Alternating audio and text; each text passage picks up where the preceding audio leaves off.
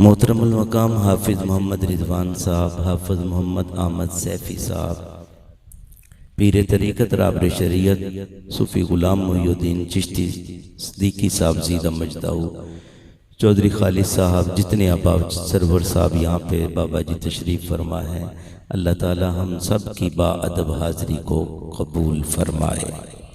इंतहाई इख्तिसार के साथ मैंने चंद बातें आपसे करके अपनी गुफ्तगू को ख़त्म कर लेना है। मैं कुरान मजीद फुरकान हमीद में से एक आयत करीमा का जुज़ आपके सामने तलावत करने का शर्फ हासिल किया। वला तक़ूलू लिमन युक़तलु फ़ी सबीलिल्लाहि अमवात, जो अल्लाह के रास्ते में शहीद हो जाएं उन्हें मुर्दा न कहो, बल अहयाउन, बल्कि वो जिंदा हैं, वलाकिन ला तशऊरून, लेकिन तुम्हें कोई शऊर नहीं है। मुहर्रमुल हराम का महीना है और तज़किरा शहीद आज़म का ही आपके सामने रखना है। अगर करबला के वाक़यात के दो हिस्से किए जाएं कि एक वो हिस्सा है कि जब इमाम अली मकाम इमाम हुसैन रज़ी अल्लाह ताला अन्हु आपने मदीना शरीफ से करबला की तरफ सफ़र किया और यहाँ करबला के मैदान में आपका सफ़र ख़त्म हो जाता है, तो दूसरा सफ़र करबला से मदीना तक का है, जिसकी सिपा सालारी और निगरानी करने वाली इमाम अली मकाम इमाम हुसैन पाक की हमशीरा मोहतरमा जनाब सईदा ज़ैनब रज़ी अल्लाह ताला अन्हा आप थीं। शुहदा के अहवाल आपने मुहर्रम के 10 दिनों के अंदर समात किए। मैं आपके सामने दूसरा जुज़ रख रहा हूँ, थोड़ी सी आप तवज्जो मेरी तरफ करें। मैं गुफ्तगू को इंतहाई थोड़े वक्त में मैंने आपके सामने रखना है। आज एक कमी हमें बाबा अब्दुर्रहमान साहब उनकी भी यकीनन आ रही है। मैं 2-3 दफ़ा यहाँ पे हाजिर हुआ, तो जब रात को प्रोग्राम होता था तो दिन को ईदगाह में वो मेरे पास पहुँच जाते थे और हुक्मन कहते थे कि पुत्र तू आना है। तो आज भी मुझे पैगाम भी मिला और एक चौधरी खालिद साहब ने एक शख्स को भेजा भी बाहर सूरत, इनकी वसातत से आज की भी हाज़िरी है। एक ये टाइम मुझे इधर से दिया गया और एक नहीं, मुल्ला कादरी साहब ने कुछ मुझे वक्त दे दिया, तो ये वक्त बहुत ज़्यादा इस तरह बनता है। तो मैं अल्लामा साहब के वक्त के ऊपर ही गुफ्तगू करूँगा और बाकी वक्त जो है वो 9:15 बजे मुझे कहा गया, तो मैं तो उस टाइम पे ही हाजिर होने की कोशिश कर रहा था। बाहर सूरत कुछ लेट हो गया। अब मैं इसके ऊपर गुफ्तगू करूं तो वक्त बीतता जाएगा। करबला का दूसरा सफ़र, दूसरा जुज़, जब शहादतें हो गईं, अब ये करबला से सफ़र शुरू होता है मदीना शरीफ की तरफ। अब शुहदा के सर नेज़ों के ऊपर हैं, पाक सैयदजादियों को बिठा दिया गया। अब ये वापसी का सफर शुरू हो रहा है। अब सूरत हाल ये थी कि हुसैन इब्ने अली का सर नेज़े की नोक पर, खौली ने वो नेज़ा पकड़ा हुआ और ये सफर आगे चल रहा है। ये किसका सर है जिसको मोहम्मदुर रसूलुल्लाह चूमा करते थे? अब ज़ौक़ बने तो सुभान अल्लाह कह देना, अदरवाइज आप अल्लामा साहब को दे देना, मैं बार सूरत गुफ्तगू को समेट लूँगा। अब ये कोई आम चेहरा तो नहीं था। एक हजर अस्वद है जिसके लोग बोसे लेते हैं, हजर अस्वद। क़यामत का दिन होगा तो हजर अस्वद को अल्लाह ज़बान देगा और वो अपने चूमने वाले की शफाअत करेगा। हजर अस्वद को ये शान कैसे मिली कि उस पत्थर को मेरे नबी ने चूमा है, तो जिस पत्थर को मेरे नबी ने चूमा वो पत्थर क़यामत के दिन सिफारिश कर रहा है तो बताइए पत्थर को नबी ने एक मर्तबा चूमा और हुसैन इब्ने अली को नबी ने बार बार चूमा है। हुसैन इब्ने अली को बार बार चूमा, और मेरे मुस्तफा जब चूमते थे तो गले को चूमते थे। सहाबा ने अर्ज की बंदा नवाज सोना नबी, कोई अपने बेटे के लब चूमता है, कोई रुखसार चूमता है और आप गले को चूम रहे हैं। फरमाया हाँ, इसलिए चूम रहा हूं कि इस गले के ऊपर तलवार चलाई जाएगी, इसलिए मोहम्मद अपने नवासे के गले को चूम रहा है। अब ये सर नेज़े के ऊपर था, ये सर नेज़े के ऊपर, ये काफिला वापस पलट रहा है, यजीदी साथ हैं, हुसैन इब्ने अली का सर नेज़े की नोक पर। अब यजीदियों ने सुना कि कुरान की तिलावत हो रही है, परेशान हुए ये कुरान कौन पढ़ रहा है। जब तवज्जो की तो क्या देखा, हुसैन इब्ने अली का सर नेज़े की नोक पर था, लबों से कुरान की तिलावत हो रही थी। मैं कहा करता हूं मियां, मस्जिद में बैठकर कुरान पढ़ना यह भी आसान है, नमाज में कुरान पढ़ना यह भी आसान है, तरावी में कुरान पढ़ना यह भी आसान है, बैतुल्लाह में जाकर कुरान पढ़ना यह भी आसान है, मुसल्ले पे बैठकर कुरान पढ़ना यह भी आसान है, लेकिन नेज़े की नोक पे चढ़कर कुरान पढ़ना यह फकत हुसैन इब्ने अली का काम था। हुसैन इब्ने अली कुरान की तलावत कर रहे हैं और कुरान कहता है वला तकूलू लिमन युक्तलु फी सबीलिल्लाह अमवात, जो अल्लाह के रास्ते में फौत हो जाएं वो मुर्दा नहीं है, बल अहयाउन, बल्कि वो जिंदा है। तो गोया के इमाम अली मकाम ने ये पैगाम दिया, लोगों मेरा सारा कुनबा कट गया और मेरा सर भी नेज़े पे चढ़ गया, पैगाम ये दे रहा हूं अल्लाह के कुरान को नहीं छोड़ना। अब ये लश्कर आगे बढ़ रहा है, एक माई ने रास्ता रोक लिया, काफिले वालों रुक जाओ, काफिला ठहर गया। अब उसने, उस बूढ़ी औरत ने पूछा इस काफिला का जो है वो सरबरा कौन है। तो यजीदियों ने अज़राह तमस्कुर इशारा किया जनाब सईदा ज़ैनब की तरफ। वो बूढ़ी माई दौड़ती हुई सईदा कायनात सईदा ज़ैनब रज़ी अल्लाह ताला अन्हा की बारगाह में कहा, बेटी मेरी ये ख्वाहिश है, मैं इन काफिले वालों को पानी पिलाना चाहती हूँ। अच्छा अम्मा? पूछा, अम्मा ये पानी पिलाने का सवाल तेरे दिल में कैसे पैदा हुआ? तो उस माई ने कहा, बेटी मैंने कुछ अरसा नौकरी की है सईदा फातिमा के घर में। अब सूरत हाल ये थी कि पाक सैयदादियां, उनको सवारियों के ऊपर सवार कर दिया गया और हाथ बांध दिए गए। इमाम ज़ैनुल आबिदीन के गले में तोक डाल दिया गया, आप सर भी नहीं उठा सकते थे। और पाक बीबियों को इस तरह ये वापस लेके जा रहे थे। अच्छा अम्मा जरा ये तो बता कि तूने सईदा फातिमा के घर में नौकरी की है, तो मुझे कोई बता तो सही निशानियां उस घर की। अब अम्मी फातिमा तु ज़हरा का नाम सुना, करबला से वापसी है, भाई का सर नेज़े के ऊपर है, पाक सैयदादियां सवारियों पे सवार हैं।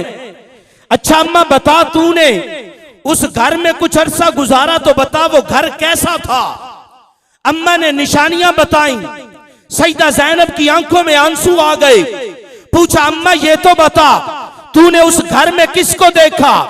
बेटी वहां मैंने इमाम हसन को भी देखा है। अच्छा अम्मा ये बता वहां और किसको देखा? बेटी वहां मैंने हुसैन इब्ने अली को भी देखा है। अच्छा अम्मा वहां और कौन रहता था? कहा एक छोटी सी ज़ैनब थी जिसको अपने हाथों पे उठा के मैं लोरियां देती थी। सईदा ज़ैनब ने अपना नाम सुना, ज़बत के बंधन टूट गए, आंखों में अश्क सैलाब बनकर रवा हुए। अब जनाब सईदा ज़ैनब रो रही है। वो माई गौर करने लगी, कहने लगी बेटी तू रो क्यों रही है? और जब तवज्जो के साथ देखा तो कहने लगी मुझे रब न भुलाए, मुझे तो ऐसे लगता है वह अंती ज़ैनब फातिमा के घर में जिस ज़ैनब को मैं लोरियां देती थी, बेटी वो ज़ैनब तो तू है।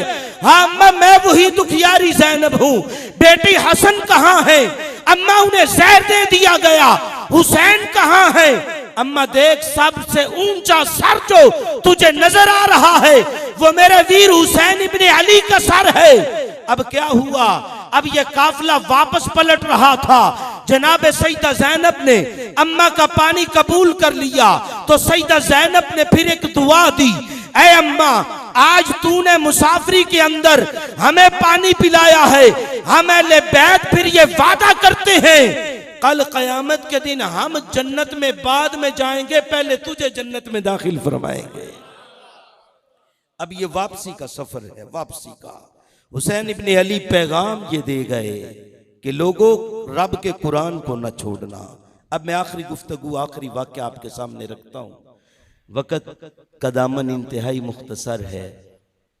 वाक़या करबला को कई साल बीत गए। वाक़या करबला के बाद की बात है। एक यजीदी चलता चलता मदीना शरीफ में पहुंचा। मदीना शरीफ में जब पहुंचा तो आलियाने मदीना से कहने लगा कि मैं बड़ा किस्मत का मारा हूं, मेरी कोई मदद की जाए। मदीना वालों ने कहा कि मियाँ हम तेरी मदद तो कर सकते हैं, लेकिन एक बुआ है सैयदजादे का, वहां जाके अगर तू सवाल कर लेगा तेरे मांगने से बढ़कर अता कर देंगे। ऊंची जरा बोलिए सुभान अल्लाह। एक सैयदजादे का दरवाजा है, वो तेरे मांगने से बढ़कर तुझे अता कर देंगे। अच्छा, जनाबे इमाम ज़ैनुल आबिदीन के दरवाजे का उन्होंने कहा कि इमाम ज़ैनुल आबिदीन के दरवाजे पे चला जा। अब इमाम ज़ैनुल आबिदीन, जिनको बीमार करबला भी कहा जाता है, अली औसत भी इनका नाम है, इमाम ज़ैनुल आबिदीन, इमाम पाक का नाम सुना, यजीदी परेशान हो गया कि अगर ज़ैनुल आबिदीन के पास जाता हूं और जाकर मांगता हूं, अगर पहचान लिया तो बजाय मुझे कुछ देने के सजा मिलेगी। अगर इमाम ज़ैनुल आबिदीन ने मुझे पहचान लिया तो मुझे देने की बजाय कि मैं तो माल का भूखा हूं, मुझे वो हो सकता है सजा दे। फिर सोच ने कहा चलो चल के जोर आजमाई करते हैं, किस्मत आजमाई करते हैं। बड़े साल बीत गए, 6 साल से भी ज्यादा का अरसा गुजर गया। चलो चल के मांगते हैं, देखते हैं। अब वो चलता हुआ इमाम ज़ैनुल आबिदीन के दरवाजे पे पहुंच गया। जाके दरवाजे पे दस्तक दी। इमाम ज़ैनुल आबिदीन ने दरवाजा खोला, देखा बाहर यजीदी खड़ा हुआ है, बाल उसके बिखरे हुए, लिबास फटा हुआ। इमाम ज़ैनुल आबिदीन ने पूछा आने वाले बता क्या है? कहने लगा बड़ी दूर से आया हूं। फरमाया जरा रुक जा। गए, बैठक का दरवाजा खोला, अपने मेहमान को वहां पर बिठाया। वहां बिठाकर पूछा प्यास तो नहीं लगी? कहा बड़ा प्यासा हूं। जनाबे सईदा ज़ैनब के पास पहुंचे। फूफी जान, हमारा एक मेहमान आया है बड़ी दूर से, उसे प्यास लगी है, उसके लिए मीठा पानी शरबत तैयार किया जाए। शरबत तैयार किया। इमाम ज़ैनुल आबिदीन ने आकर उसको पिलाया। फिर उससे पूछा आने वाले बता तेरी बात क्या है? कहने लगा बड़ी दूर से आया हूं, हालात का मारा हुआ हूं, हालात मेरे बड़े जो है वो अफसुर्दा है, जमाने का सताया हुआ, इतना कुछ मिल जाए मेरी गुजर बसर हो जाएगी। जितना मांगा इमाम ज़ैनुल आबिदीन ने उससे बढ़कर अता कर दिया। फिर पूछा आने वाले तुझे भूख तो नहीं है? कहने लगा कुछ दिन गुजर गए, खाना तो मैंने भी नहीं खाया। इमाम ज़ैनुल आबिदीन सईदा ज़ैनब के पास गए। फूफी जान हमारे मेहमान के लिए खाना तैयार करो। खाना पकवाया, उसके सामने रखा। इमाम ज़ैनुल आबिदीन ने फिर कहा कि तुझे इजाजत है। अब पूछा ऐ हमारे मेहमान ये बता सवारी है? कहने लगा सवारी कोई नहीं है। उसके लिए सवारी मंगवाई, सवारी पेश की। फिर पूछा ऐ आने वाले मेहमान ये तो बता क्या तेरी कोई औलाद भी है? कहने लगा हाँ हाँ मेरी 2 बच्चियां हैं। फरमाया जरा ठहर जा। फूफी ज़ैनब के पास गए। फूफी जान हमारे मेहमान की 2 साहबजादियां हैं, उनके लिए सूट भी दो। वो सूट भी दिए, उसको सवारी पे सवार किया, मदीना की सरहद तक छोड़ने आए। जब वापस पलटने लगे यजीदी ने कहा ऐ ज़ैनुल आबिदीन तूने मुझे पहचाना नहीं है, अगर पहचान लेता मुझे पानी न देता। ऐ ज़ैनुल आबिदीन तूने मुझे पहचाना नहीं है, अगर पहचान लेता मुझे खाना न देता। ऐ ज़ैनुल आबिदीन तूने मुझे पहचाना नहीं है, अगर पहचान लेता मेरी बच्चियों के सूट न देता। ऐ ज़ैनुल आबिदीन तूने मुझे पहचाना नहीं है, अगर पहचान लेता मुझे सवारी न देता। ऐ ज़ैनुल आबिदीन तूने मुझे पहचाना नहीं है। इमाम ज़ैनुल आबिदीन ने कहा चुप कर जा जालिम, तू भी भला कोई भूलने वाली चीज है। मैंने ये वाकया पढ़ा, मेरे रोंगटे खड़े हो गए, आंखों में आंसू आ गए कि ज़ैनुल आबिदीन कितने करम फरमा थे। इमाम ज़ैनुल आबिदीन ने कहा ऐ जालिम तू भी भला कोई भूलने वाली चीज है। मैदान करबला था। ऐ जालिम मैं तुझे बताऊं, जब तू मेरे दरवाजे पे आया मैंने दरवाजा खोला, पहली नजर में मैंने तुझे पहचान लिया था। अच्छा ज़ैनुल आबिदीन मैं कौन हूँ? फरमाया मियां करबला का मेहमान था, करबला का मैदान था। मैंने देखा, मैं खेमे के अंदर लेटा हुआ था, अचानक हवा चली, हवा से वो खेमे का पर्दा उठा, करबला का नक्शा मेरी आंखों के सामने आ गया। ऐ जालिम मैंने देखा, करबला का मैदान था, मेरे वीर अली अकबर का सीना था।